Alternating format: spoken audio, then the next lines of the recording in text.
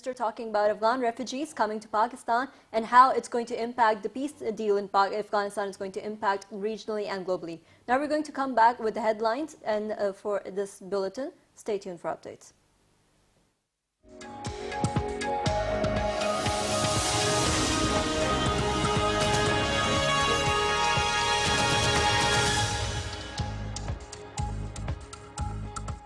President Trump says it is time to bring back our people home after the U.S. signed a deal with Taliban aimed at bringing peace to Afghanistan. The U.S. president says he will meet Taliban leaders in the near future. UN Secretary General Antonio Guterres calls agreement signed between the United States and Taliban an important development in achieving a lasting political settlement in Afghanistan. Prime Minister Imran Khan says Pakistan welcomes Doha peace agreement signed between the United States and Afghan Taliban and committed to playing its role in ensuring agreement holds and succeeds in bringing peace to Afghanistan. Foreign Minister Shah Mahmood Qureshi says peace agreement between the United States and Afghan Taliban will open new avenues of development in the region.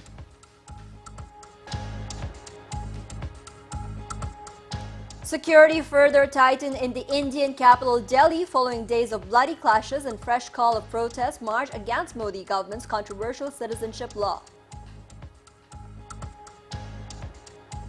The U.S. confirms first deaths from the new coronavirus in the country. In the state of Washington, Australia and Thailand also report first fatalities. Islamabad United will face Karachi Kings today in the 114th match of Pakistan Super League 2020 at Rawalpindi Stadium. PTV Sports will telecast the match live from 7 p.m. South African team beats Pakistani women by 17 runs in the 15th match of ICC Women's T20 World Cup in Sydney. PTV Sports telecasts the match live.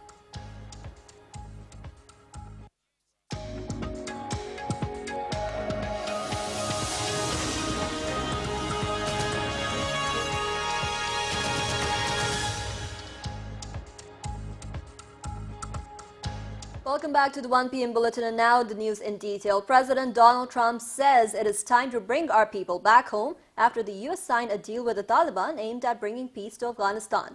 Addressing a news conference at the White House, Trump said 5,000 U.S. troops would leave Afghanistan by May and he would meet Taliban leaders in the near future, without specifying where. I'll be meeting personally with Taliban leaders in the not-too-distant future. And we'll be very much hoping that they will be doing what they say they're going to be doing. They will be killing terrorists. They will be killing some very bad people. They will keep that fight going. We've had tremendous success in Afghanistan in the killing of terrorists, but it's time, after all these years, to go and to bring our people back home. We want to bring our people back home. The U.S. president said everybody is tired of war. He said Afghanistan's neighbors should help maintain stability following the agreement.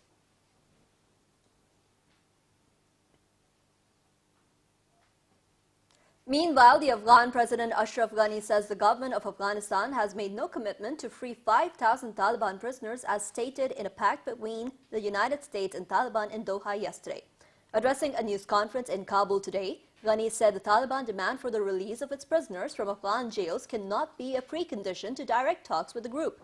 Saturday's accord between the United States and the Taliban said both were committed to work expeditiously to release combat and political prisoners as a confidence-building measure, with the coordination and approval of all relevant sides.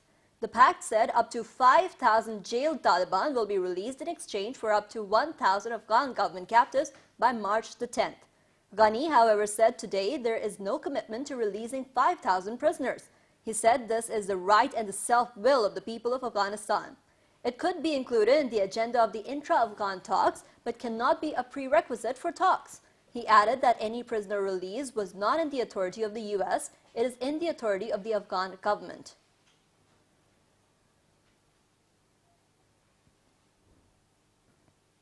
Now, the United States and Afghan Taliban have signed landmark peace agreement in Doha, bringing an end to the 2 decades-old war in Afghanistan. U.S. Special Representative for Afghanistan Zalmay Khalilzad and Taliban Representative Mullah Abdul Ghani Baradar signed peace agreement and aimed at paving the way towards peace in Afghanistan. The U.S. and its NATO allies have agreed to withdraw all their troops from the country within 14 months if the militants uphold the deal. U.S. Secretary of State Mike Pompeo and Taliban leaders attended the signing ceremony in Doha in Qatar. Foreign Minister Shah Mahmood Qureshi presented Pakistan in the ceremony. The representatives from 50 countries, including the foreign ministers of different countries, attended the signing ceremony of the agreement. Talks between the Afghan government and the Taliban are due to follow. Under the agreement signed in Doha, the militants agreed to stop attacks and not allow al-Qaeda to operate in the areas they control. The U.S. invaded Afghanistan weeks after the September 2001 attacks by the Afghanistan-based al-Qaeda group. More than 2,400 U.S. troops have been killed during this conflict. About 12,000 are still stationed in the country. President Trump has promised to put an end to this conflict, however.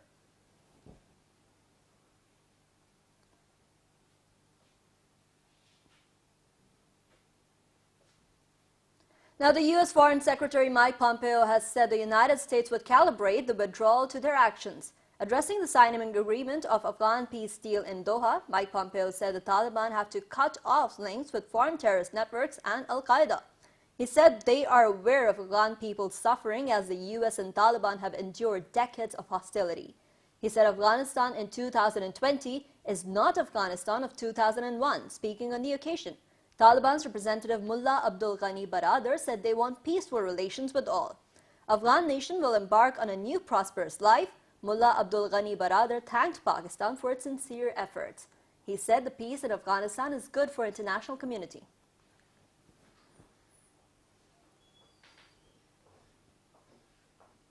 Moreover, U.S. Defense Secretary Mark Esper has said United States will not hesitate to nullify its historic deal with the Taliban if the insurgents renege on their security guarantees and commitment to hold talks with the Afghan Taliban, rather the Afghan government.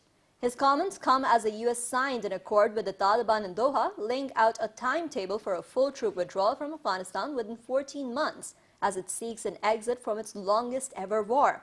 Esper, visiting Kabul, warned that should the Taliban fail to honor their commitments, they will forfeit their chance to sit with fellow Afghans and deliberate on the future of their country.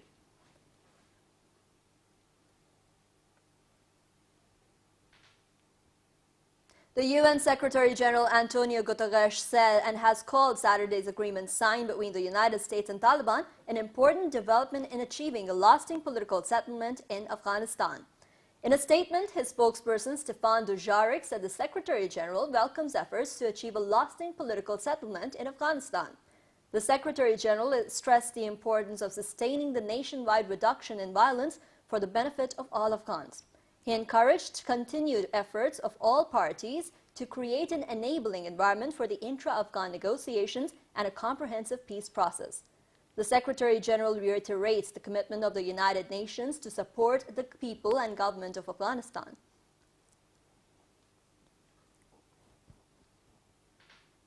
Meanwhile, Prime Minister Imran Khan has said Pakistan welcomes the Doha peace agreement signed between the U.S. and Afghan Taliban and committed to play its role in ensuring the agreement holds and succeeds in bringing peace to Afghanistan.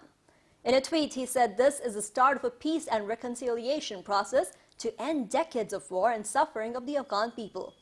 The Prime Minister said he has always maintained that a political solution, no matter how complex, is the only meaningful path to peace.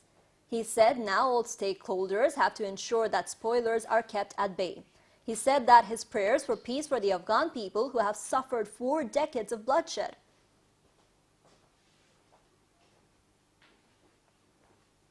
Foreign Minister Shah Mahmood Qureshi has said the Doha peace agreement carried immense significance both in symbolism and substance for Afghanistan, the region and beyond.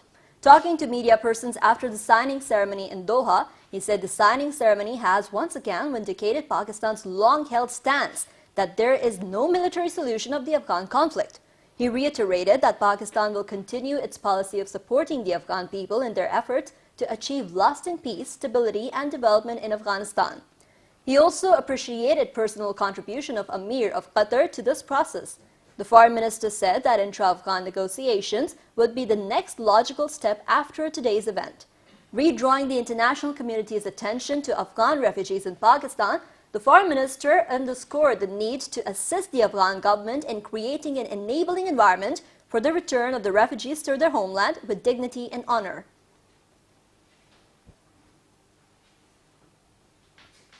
Also talking to Pakistani community in Qatar, Foreign Minister Shah Mahmood Qureshi said peace agreement between the United States and Afghan Taliban will open new avenues of development in the region. He said peace in Afghanistan will open up our links with Central Asia. The foreign minister said with peace and stability, there will be numerous opportunities for promoting the bilateral trade between Afghanistan and Pakistan. He said peace in Afghanistan will enable Pakistan to benefit from the CASA 1000 power project and overcome the energy crisis in the country. Shah Mahmood Qureshi said Pakistan has paid a heavy price for peace by sacrificing lives of the security personnel, police and civilians.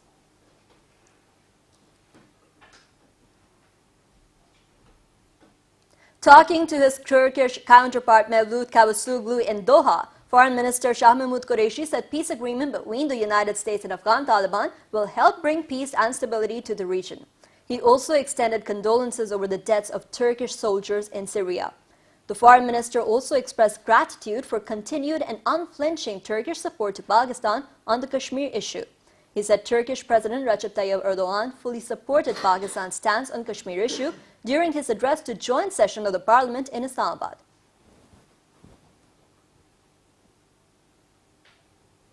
Meanwhile, the Secretary General of Shanghai Cooperation Organization, Vladimir Norov, called on the Foreign Minister Shah Mahmood Qureshi in Doha.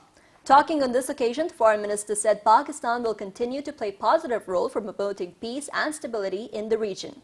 He lauded efforts of the SCO in strengthening of trade cooperation among the member states.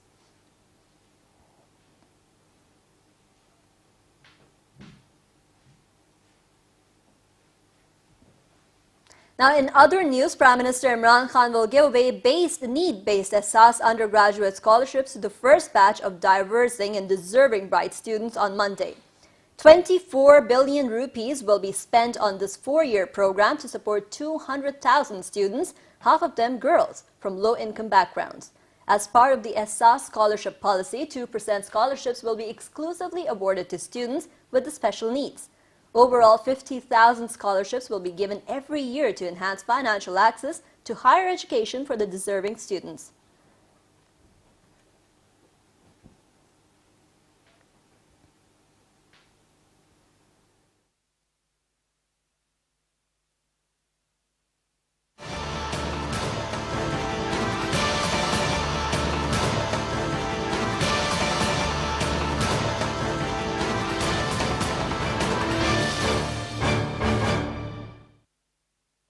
In the international news, security has further been tightened in the Indian capital Delhi following days of bloody clashes and fresh call of protest march against Modi government controversial citizenship law. Additional contingents of police have been deployed in riot-affected areas of the northeast region of the city today, where the deadliest riots broke out since the enactment of Citizenship Amendment Act and left 42 people dead and over 250 injured. According to the Indian media, security has also been beefed up at South Delhi's Shaheen Bagh, where people have set up tents and dug in for over 2 months to protest against the controversial citizenship law ahead of a march at 3 p.m. called by the protesters. The police's move also came after a right-wing group, Hindu Sena, said it would hold a march to Shaheen Bagh only to be called off later. The police have banned large gatherings around Shaheen Bagh. The Shaheen Bagh protesters, led by women, have said they want to meet Home Minister Amit Shah. Last month, they got up from the tents and started marching down the road, but were persuaded by the police to return. This protest against the citizenship law has emerged as the epicenter of nationwide protests and the main target of Prime Minister Modi's Bharatiya Janata Party.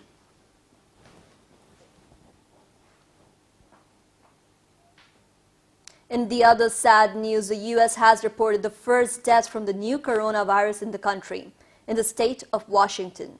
Officials said the patient was a man in his 50s with underlying health conditions.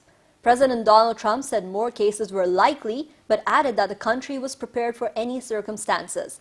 On Sunday, Australia and Thailand also recorded their first fatalities from coronavirus. A 78-year-old Australian man died after being infected on the Diamond Princess cruise ship in Japan last month. Thailand, which has had 42 cases of the virus, said a 35-year-old man has died, also suffering from dengue fever.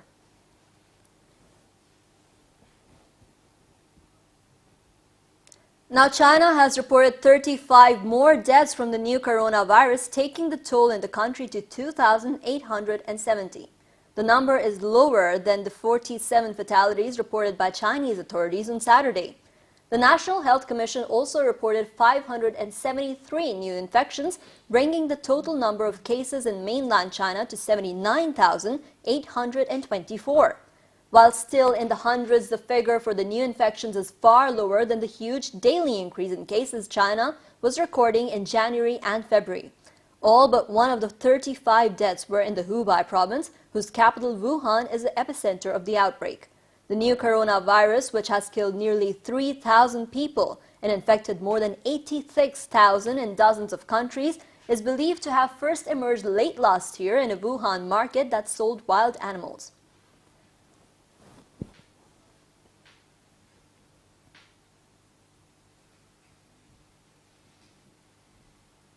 Now, President Moon Jae-in has proposed joint efforts with North Korea to prevent a coronavirus outbreak in the neighbor and improve healthcare, as South Korea confirmed 376 new cases, taking the national total to 3,526 infections, the largest in the world outside China.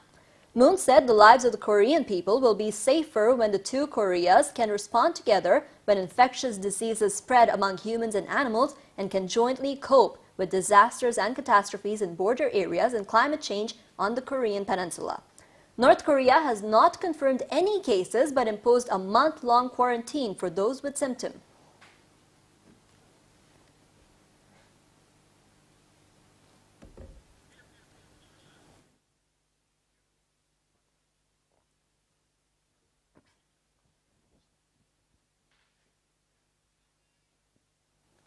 A new case of coronavirus had been confirmed in Coahuila in Mexico. Health officials said the patient is a 20-year-old woman who had traveled to Italy and has been isolated. They said there is a person carrier the virus, but it does not develop symptoms and it is under medical supervision. The deputy health minister said to reporters the first case is a man who showed positive in an initial test in Mexico City, also tested positive in the second test early on Friday. That man was linked to the second case in the northern state of Sinaloa.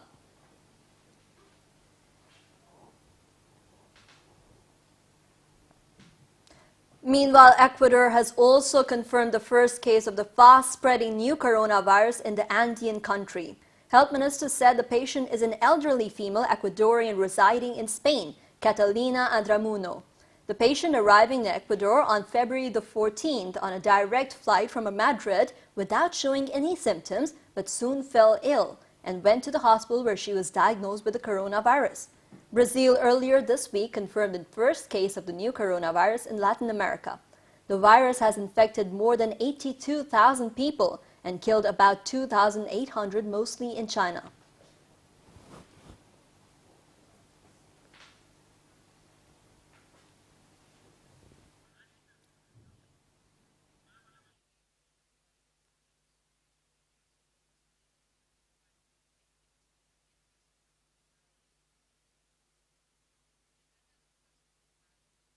Now, tensions remain high in India's capital as thousands of riot police and paramilitary patrol streets littered with the debris from days of sectarian riots that have killed 42 people. Any uneasy calm has descended over the affected northeast fringes of the Indian capital, punctuated by sporadic outbreaks of violence. The unrest was the latest bout of violence over Prime Minister Narendra Modi's citizenship law, which triggered months of demonstrations that turned deadly in December. Groups armed with swords and guns set fire to thousands of properties and vehicles. Homes, shops, 2 mosques, 2 schools, a tire market, and a fuel station were torched. More than 200 people were also injured.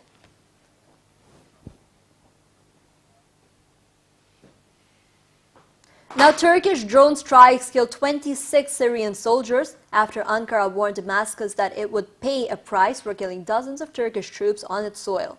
The Britain-based Observatory for Human Rights said the target strikes positions of the regime forces in the Idlib and Aleppo countryside. Moscow-backed Syrian troops are battled to retake Idlib, the last major rebel bastion. Turkey supports some rebel groups in the area. Attacks came after 33 Turkish soldiers were killed in an airstrike by Syrian regime forces on Thursday.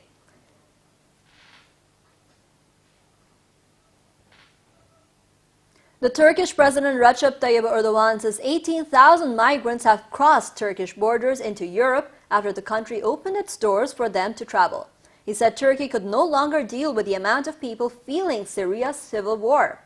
Greece said it has blocked thousands of migrants from entering illegally from Turkey. Greek authorities fired tear gas to attempt to disperse the crowds. Turkey is hosting 3.7 million Syrian refugees, as well as migrants from other countries such as Afghanistan.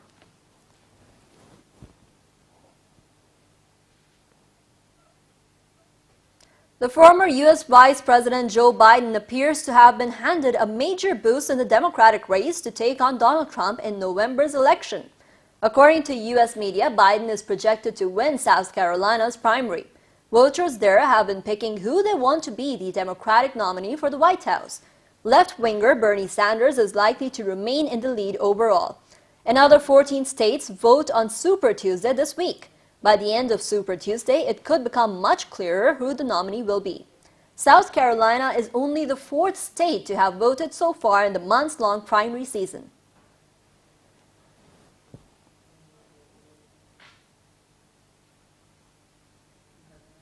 In other news, the Slovak voters handed a resounding victory to the center-right anti-graft Olano opposition party in the general elections. Having vowed to immediately push through anti-corruption measures offers and should he win the office, Olano party leader Igor Matovic galvanized voter outrage over the murder of Jan Kuciak and his fiancée and the high-level grafter deaths exposed. Olano took 25.8% of the vote ahead of the stinging 14.9% for the governing populist Left Party, while the Liberal claimed third spot in the 9.7%. Overall, 8 parties were on course to win seats in Parliament, and ordinary people would be best positioned to lead talks on forming a new government.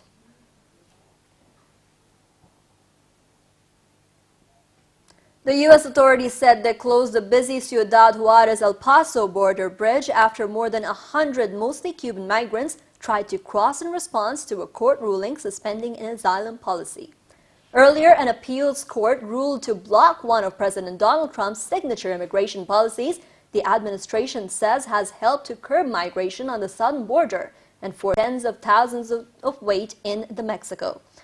Now, the police has forced roughly 60,000 people back to Mexico under one of Trump's asylum policies called the Migrant Protection Protocols to await the outcome of their cases in often dangerous border towns.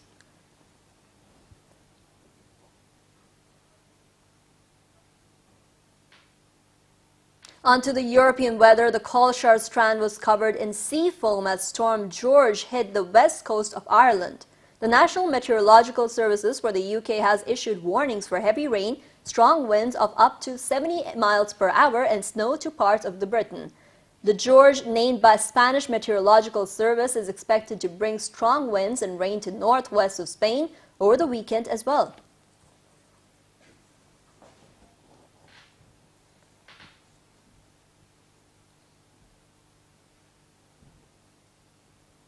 Meanwhile, the birth anniversary of legendary Punjabi folk singer Alam Lohar is being observed today. Alam Lohar is famous for his rendition of Waris Shah's Heer, which he has memorized in 36 styles and forms. He was also honored with Pakistan's highest civil award for arts and theatre, the Pride of Performance Award, in 1979. He was born in 1928 and died on 3rd July 1979. Alam Lohar developed a new style of singing, the Punjabi War, an epic or folk tale which made him popular when he toured villages and towns in the Punjab region. He recorded his first album at the age of 13 and has outsold all other singles of Pakistan at the time. In his childhood, he used to read Sufiana Kalam's Punjabi stories and participate as a young child in local elderly gatherings expressing a vocal-only art form in reading passages of great poets. Throughout the period of 1930s and until his death in 1979, he was dominated folk singing in Pakistan and been a major singer in Punjabi and Sufi singing throughout the entire world.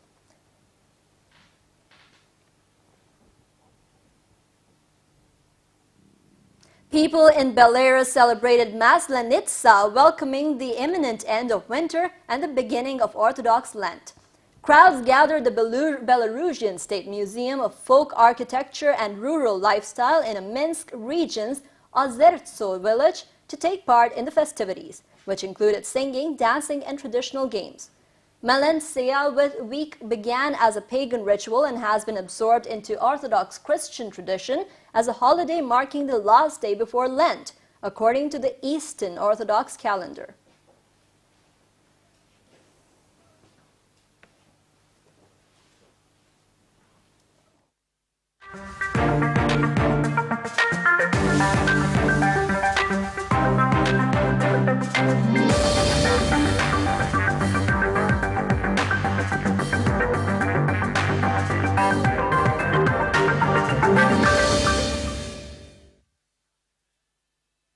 Now, Islamabad United will face Karachi Kings today on the 14th match of Pakistan Super League 2020 at Rawalpindi. PTV Sports will telecast the match live from 7 p.m. Islamabad United is currently sitting at third place on the table with 5 points. They played 5 matches, winning 2. They lost 2 matches, while 1 match ended in no result. Karachi Kings are at 5th place with 2 points after 3 matches. They won 1 match while lost 2.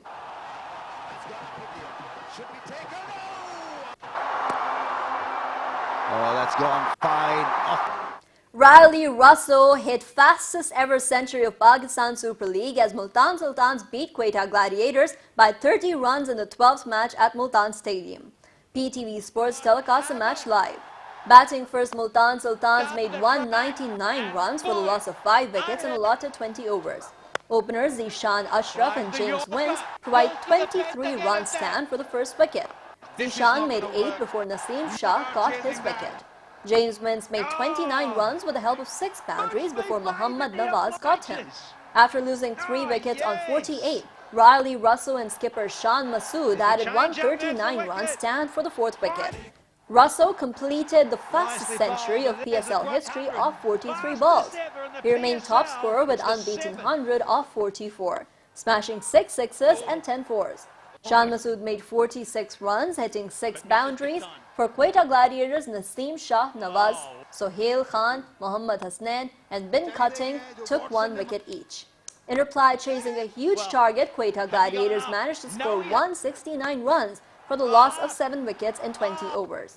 Openers Jason Roy and Shane Watson provide quick-fire stand of 57 runs for the first wicket. Roy made 30 of 27 balls before Bilawal Bhatti got his wicket. Shane Watson played a superb knock and remained top scorer with 80 runs off just 41 balls.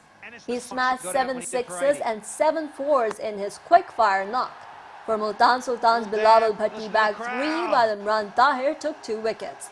Riley Russell was declared man of the match. With 4 wins out of 5, Multan Sultan leads the table with 8 points. Meanwhile, second match between Islamabad United and Peshawar Zalmi was called off due to bad weather in Rawalpindi. Hero of today, nice scenes here.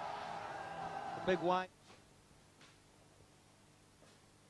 Meanwhile, South Africa beat Pakistan women by 17 runs in the 15th match and qualified for the semi-finals of ICC Women's T20 World Cup in Sydney.